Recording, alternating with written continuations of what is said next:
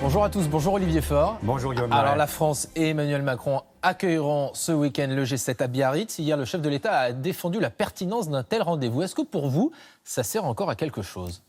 Mais est-ce que vous avez vu ce matin le rapport d'Oxfam, l'ONG Oxfam ? Qu'est-ce qu'elle dit, cette ONG ? Elle dit que dans les pays du G7, les 7 pays les plus riches du monde, eh bien, alors qu'ils ont convoqué le G7 sur la lutte contre les inégalités, c'est l'endroit où finalement elle prospère.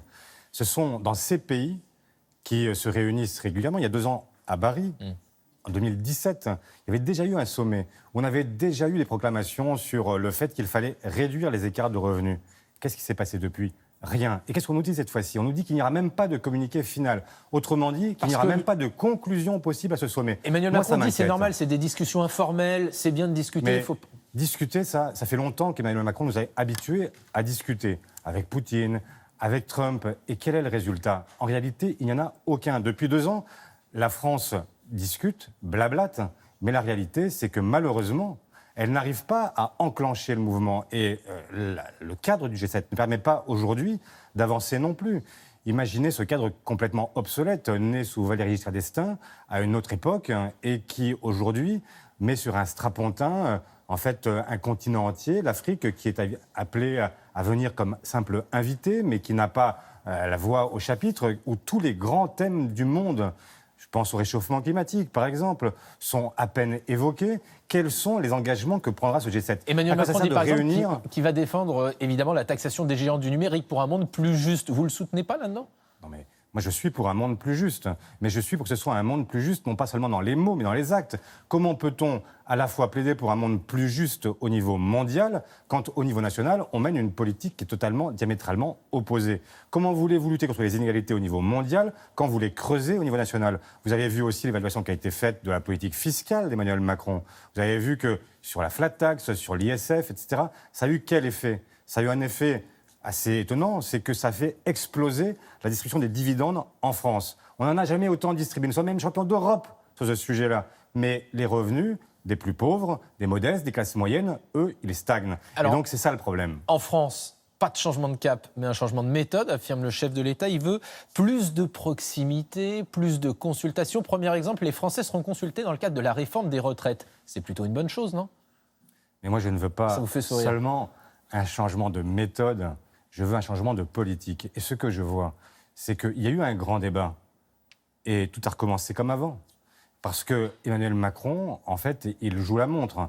Il attend les municipales et ne veut surtout pas s'engager sur le dossier chaud des retraites avant les municipales, renvoie la décision à plus tard. Pendant ce temps-là, occupe les Français en leur laissant penser que la décision leur appartient. Mais la vérité, depuis 2 ans, on la connaît, c'est qu'il n'y en a qu'un seul qui décide. Même sa majorité est tenue en lisière. Donc, vous ne participerez pas à cette consultation ? Mais moi, je veux bien dire ce que nous pensons, ce que nous avançons, ce que nous voulons. Ça, je le ferai, bien sûr, au nom des socialistes, avec les groupes parlementaires. Bien sûr que nous nous exprimerons fortement.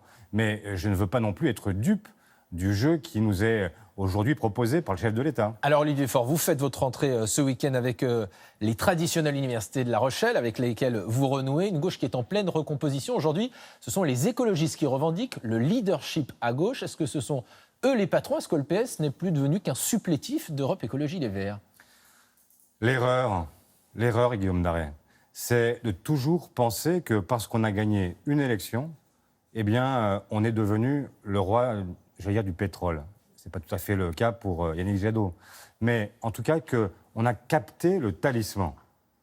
Mais ça a été longtemps le cas des socialistes qui ont pensé que pour l'éternité, ils avaient cette capacité de dominer l'ensemble de la gauche et des écologistes. Il y a 2 ans, c'est Jean-Luc Mélenchon qui a pensé qu'il était celui qui allait se substituer à l'ensemble des forces. Aujourd'hui, vous leur dites quoi alors, à ces écologistes ? Mais je leur dis que la vérité, la leçon des élections européennes, c'est qu'en réalité, personne n'a gagné à gauche. Les seuls qui ont gagné, c'est l'extrême droite avec Marine Le Pen. Et que si nous avions été capables de nous rassembler, de nous unir, plutôt que de nous diviser à l'infini, nous aurions été les premiers. C'est ça la leçon des européennes. Et donc, puisque la prochaine étape, c'est les municipales, eh bien moi je souhaite que partout où il y a des maires qui ont fait le travail avec des majorités qui sont des majorités larges, qui associent l'ensemble de la gauche et des écologistes, eh bien je souhaite qu'on puisse les aider à affirmer cette politique, à la consolider.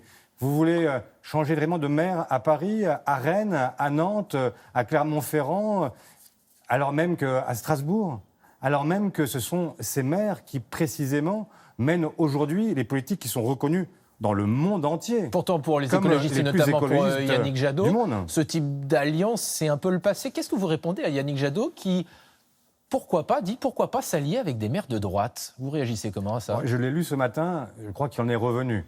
Et que désormais, il fixe des conditions, il ne faut pas être libéral, il ne faut pas soutenir Emmanuel Macron, il ne faut pas...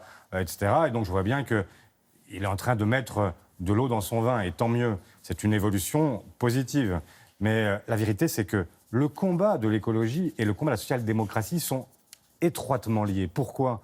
Parce que vous ne pouvez pas, et c'était le message de Nicolas Hulot lors de sa démission, c'est que vous ne pouvez pas lutter contre le réchauffement climatique et soutenir un système économique qui a pour effet précisément de nourrir ce réchauffement climatique. Alors, donc, Olivier Faure. La lutte contre le libéralisme, pour la régulation du capitalisme, eh bien, c'est une lutte écologique et nous avons partie liée sur ces combats-là. François Hollande ne sera pas aux universités de La Rochelle. Néanmoins, il est très présent dans le paysage politique. Son ex-compagne Valérie Trierweiler assure qu'il est obsédé par l'idée de prendre sa revanche sur Emmanuel Macron. C'est une bonne chose ou pas?